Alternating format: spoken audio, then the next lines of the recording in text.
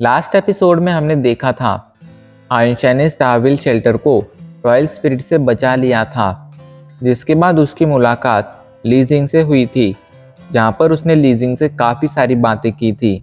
उसे लीजिंग एक काफ़ी इंटरेस्टिंग बंदा लगा था, इस वजह से उसने लीजिंग से दोस्ती कर ली थी एंड दोनों ने डिसाइड किया था कि वो फ्यूचर में जाकर रॉयल स्पिरिट शेल्टर को हासिल करने की कोशिश करेंगे। अब आगे आइंस्टाइन वहाँ से यानरन के पास लौट आता है, जहाँ पर यानरन उसे बताती है कि उसके तीनों कॉम्पिटिटिव असल में मिलिट्री कॉन्टेस्ट में पार्टिसिपेट कर रहे हैं एंड उसे भी मिलिट्री कॉन्टेस्ट में पार्टिसिपेट करना होगा। अगर उसे यानरन का गार्ड बनना है तो उसके लिए उसे मिलिट्री कॉन्टेस्ट में फर्स्ट पोजीशन हासिल करनी होगी। ये काफ़ी ज़्यादा मुश्किल काम था, लेकिन यानरन को आइंस्टाइन पर पूरा भरोसा था। आइंस्टाइन ये जानता था कि अभी हाल फिलहाल तो वो जीन पॉइंट्स हासिल कर कर अपनी फिटनेस नहीं बढ़ा सकता है। ऐसे में वो एक ही काम कर सकता था, वो जाकर मिस्टीरियस मंत्रा की प्रैक्टिस कर सकता था। उसे मिस्टीरियस मंत्रा की प्रैक्टिस करनी थी, इस वजह से उसने स्काईनेट पर लॉगिन किया था, लेकिन वहाँ पर उसे अपनी एक आईडी बनानी थी। वो सोच में पड़ जाता है, जिसके बाद वो डिसाइड करता है कि वो स्काईनेट पर कॉइन बनकर लॉगिन करेगा एंड वो ऐसा ही करता है। वो कॉइन नाम से अपनी आईडी बनाने की कोशिश करता है, लेकिन ये आईडी पहले से ही स्काईनेट पर थी। जिसके बाद वो आई एम कॉइन, कॉइन 001 ये अलग अलग तरह की आईडीज़ एंटर करने की कोशिश करता है, लेकिन ये सभी आईडीज़ पहले से ही स्काईनेट पर थी। वो काफ़ी ज़्यादा फ्रस्ट्रेट हो चुका था। उसे नहीं लगा था कि लोग उसे इतना मानते हैं कि उसके नाम पर अपनी आईडी भी बना रहे हैं। वो थोड़ा सोच में पड़ जाता है एंड कोई ऑप्शन ना मिलने की वजह से वो किल कॉइन नाम से अपनी एक आईडी बनाता है। फॉर्चुनेटली ये आईडी पहले से ही स्काईनेट पर नहीं थी। वो अपने आप को as a scared bird evolver register करता है। ऐसा करने से उसके सामने जो अपोनेंट्स आते वो सभी भी स्केयर्ड बर्ड रैंक के इवॉल्वर्स होते।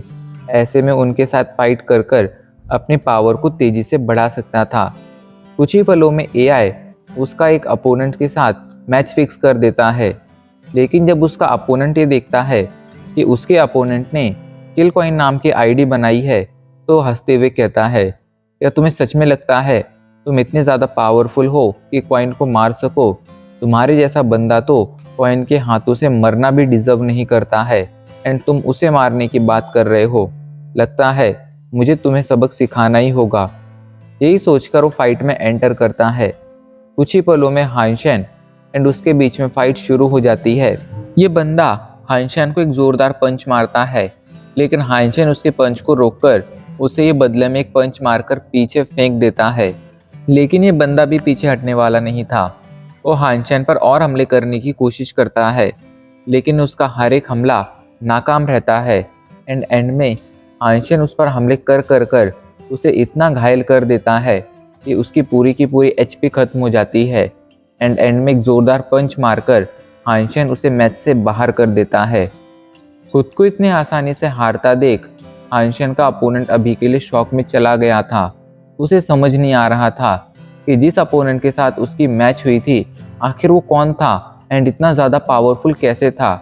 वो जल्दी से अपने अपोनेंट को मतलब आइंस्टाइन को दोबारा से फाइट के लिए रिक्वेस्ट भेजता है, लेकिन तब तक आइंस्टाइन ने दूसरी फाइट ज्वाइन कर ली थी। इस वजह से बंदा डिसाइड करता है कि वो आइंस्टाइन की फाइट को रिस्पेक्ट करेगा। वो जल्दी से स्पेक्ट के तौर पर लॉगिन करता है। किल कॉइन अभी जिस अपोनेंट से फाइट कर रहा था उसका आईडी नेम स्वॉर्ड मास्टर था। उसने 1200 प्लस मैचेस जीते हुए थे एंड लगभग 800 प्लस मैचेस में वो हारा था, मतलब उसका रिकॉर्ड काफ़ी अच्छा था। आइंस्टाइन का अपोनेंट बहुत ज़्यादा पावरफुल था एंड ये बात ये बंदा देख रहा था। वो जानता था कि स्वॉर्डमैन किस टाइप का इंसान है। स्वॉर्डमैन फाइट में एंटर करते ही आइंस्टाइन पर हमला करना शुरू कर देता है, लेकिन आइंस्टाइन बहुत इजीली उसके हमले को डॉच कर देता है एंड तेज़ी से स्वॉर्डमैन की तरफ बढ़ने लगता है। जब सभी लोग ये देखते हैं तो उन्हें लगता है कि ये बेवकूफ़ी कर रहा है, जो स्वॉर्डमैन के करीब जा रहा है। लेकिन तभी आइंस्टाइन स्वॉर्डमैन के पास पहुंचकर एक अजीब सा टर्न लेता है एंड उसे एक ज़ोरदार पंच मार देता है। वहाँ पर जो भी हुआ था उसने सभी को शॉक कर दिया था, लेकिन वो पहला पंच तो बस शुरुआत थी। आइंस्टाइन एक के बाद एक अब स्वॉर्डमैन को और भी कई सारे पंच मारता है एंड स्वॉर्डमैन इससे पहले कि कुछ समझ पाता हार जाता है। वहाँ पर जो भी हुआ था वो देखकर ये बंदा शॉक में चला गया था। उसे लगा नहीं था किलकॉइन आईडी वाला ये बंदा बहुत इजीली स्वॉर्ड मास्टर को हरा देगा, लेकिन ऐसा सच में हुआ था।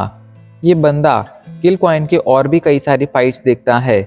हर एक फाइट में किलकॉइन ने अपने अपोनेंट को बहुत इजीली हरा दिया था।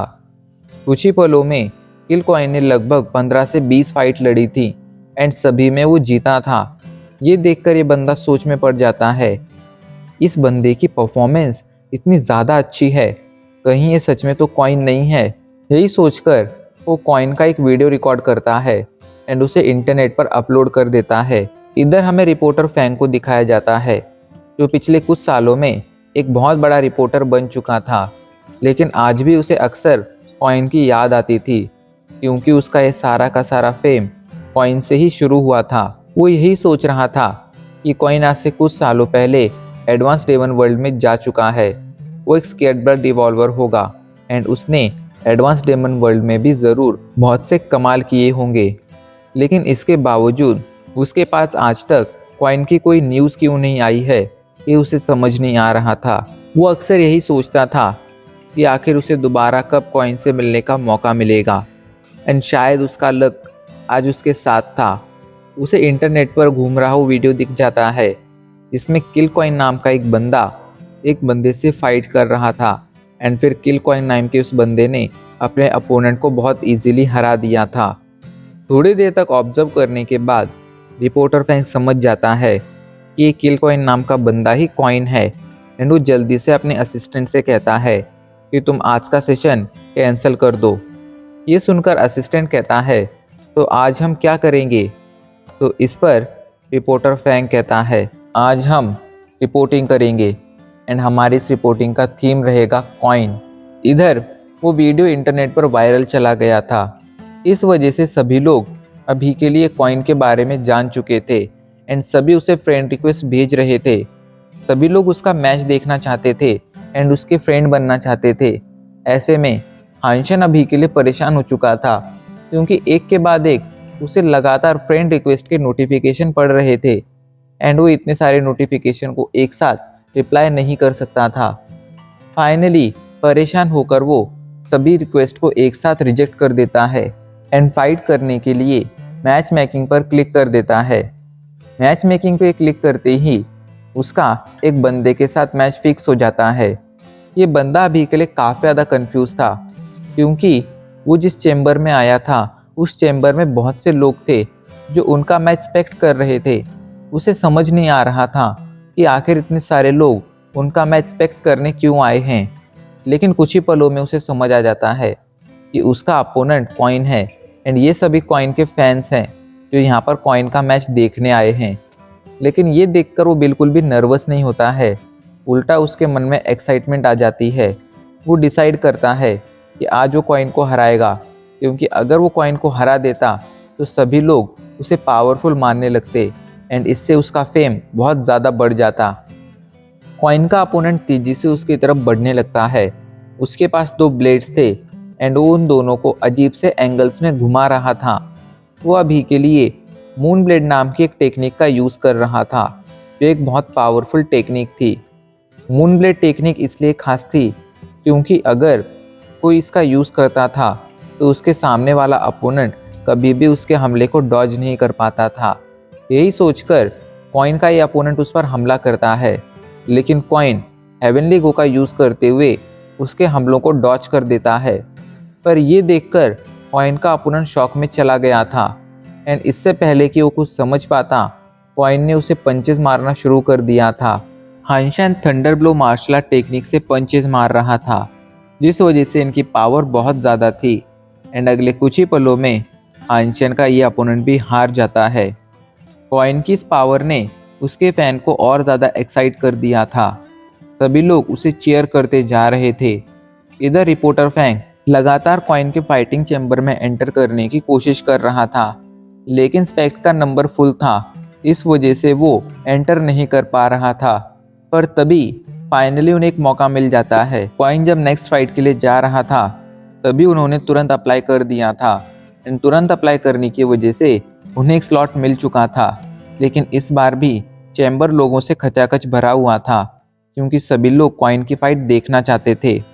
इस बार कॉइन की अपोनेंट एक लड़की थी, जो फाइट के स्टार्टिंग से ही डिफेंस पोस्चर में खड़ी हुई थी। रिपोर्टर फैंग जब उसके डिफेंस पोस्चर को देखता है तो वो तुरंत पहचान जाता है एंड सभी से कहता है, गाइस, इस बार कॉइन की जो अपोनेंट है वो टाई शाओ फैमिली से बिलोंग करती है। एंड ये लड़की अब जिस पोस्चर में खड़ी है उस पोस्चर को आइस वॉल फिस्ट कहा जाता है, जो एक बहुत ही powerful defence martial art technique है। इसका डिफेंस इतना ज़्यादा पावरफुल है कि इसे द अनब्रेकेबल डिफेंस भी कहा जाता है। इसे तोड़ना किसी के लिए भी लगभग नामुमकिन होता है। हानशन भी जब अपने अपोनेंट को इस पोस्चर में देखता है तो वो समझ जाता है कि उसके इस अपोनेंट का डिफेंस बहुत ज़्यादा खतरनाक है। लेकिन वो ये जानता था कि इस दुनिया में परफेक्ट डिफेंस जैसी कोई चीज़ नहीं होती है। हर चीज़ में कुछ फ्लॉज होते हैं एंड हानशन अभी के लिए उन्हीं फ्लॉज की तलाश में था। हानशन सीधा जाकर अपने अपोनेंट को एक ज़ोरदार पंच मारता है, लेकिन उसके अपोनेंट वो लड़की उसके पंच को बहुत इजीली ब्लॉक कर लेती है। हानशन उसे और भी कई सारे पंच मारता है, लेकिन वो लड़की बहुत इजीली उन्हें ब्लॉक कर लेती है। पर तभी वो लड़की नोटिस करती है कि हानशन जो पंच मार रहा है उसमें किसी तरह की पावर नहीं है। वो तो बस ऐसे पंच मार रहा है जैसे कि हवा में पंच मार रहा हो, मतलब वो फेक पंचेस मार रहा था। उस लड़की को समझ नहीं आ रहा था कि उसका अपोनेंट ऐसा क्यों कर रहा है। इधर हानशन एक के बाद एक उसे फेक पंच मारना जारी रखता है। वो लड़की समझ नहीं पा रही थी कि किस पंच में फोर्स है एंड किस पंच में नहीं। वो हानशन के हर एक हमले को ब्लॉक करती जा रही थी। इधर रिपोर्टर फैंग दूर से ये सब देख रहे थे एंड उन्हें समझ आ रहा था कि कॉइन क्या कर रहा है। वो कॉइन की तारीफ करते हुए कहता है, कॉइन के सभी फेक पंचेस सच में कमाल के हैं। अगर यहाँ पर इस फाइट में उसका अपोनेंट ये लड़की ना होकर कोई और होता तो बहुत इजीली कॉइन अभी तक जीत चुका होता। इधर कॉइन और उस लड़की की फाइट ऐसी ही जारी रहती है। वो लड़की कॉइन के हर एक पंच को ब्लॉक करती जा रही थी, लेकिन most of the punch fake punch होते थे। ऐसे में उन्हें ब्लॉक करने का भी कोई फ़ायदा नहीं होता था, क्योंकि उनमें तो कोई फोर्स होती ही नहीं थी। यही सोचकर वो लड़की अब अपना डिफेंस लूज़ करने लगती है एंड कॉइन जब ये नोटिस करता है तो वो जल्दी से एक ज़ोरदार पंच मारता है। उस लड़की को लगता है कि ये पंच भी फेक पंच है एंड इस बार वो इस पंच को ब्लॉक नहीं करती है, लेकिन ये पंच जाकर सीधा उसके पेट पर लगता है। हानशन मुस्कुराते हुए कहता है, ये पंच फेक नहीं था, ये रियल था। वो पंच लगने की वजह से उस लड़की की हालत ख़राब हो चुकी थी। उसकी एचपी आधी से भी कम हो गई थी। इधर रिपोर्टर फैंग सभी को एक्सप्लेन करता है, आयरन वॉल फिस्ट का डिफेंस तोड़ना लगभग नामुमकिन है। ऐसे में कॉइन ही जानता था कि वो कितने भी पंचेस मार ले पर इस लड़की को हरा नहीं पाएगा। इसलिए उसने डिसाइड किया कि वो फेक पंचेस मारकर इस लड़की को कंफ्यूज करेगा। एंड जब ये लड़की कंफ्यूज हो जाएगी एंड उसके पंचेस ब्लॉक करना बंद कर देगी, मतलब आयरन वॉल फिस्ट के पोस्चर को छोड़कर नॉर्मल पोस्चर में आ जाएगी, तब वो एक ज़ोरदार पंच मारकर इस लड़की को हरा देगा। एंड अभी के लिए उसने ऐसा ही किया है। इधर हानशन मौका देखकर उस लड़की को एक और ज़ोरदार पंच मारता है। ये पंच भी सीधा जाकर उस लड़की को लगता है। इस बार वो लड़की हानशन के पंच को ब्लॉक नहीं कर पाई थी, क्योंकि वो खुद भी हानशन को पंच मारने जा रही थी। पंच लगने के बाद हानशन मुस्कुराते हुए कहता है, इस तरह की फाइट में जो सबसे पहले हमला करेगा वही हारेगा। तुमने मुझ पर पहले हमला किया, इसलिए मैंने उसे डॉज कर दिया एंड तुम्हें एक ज़ोरदार पंच मारकर तुम्हारे डिफेंस को तोड़कर तुम्हें हरा दिया। ये कहकर कॉइन मुस्कुराने लगता है। अभी के लिए कॉइन ने फाइट जीत चुका था एंड वो लड़की बेचारी बहुत ज़्यादा परेशान हो चुकी थी।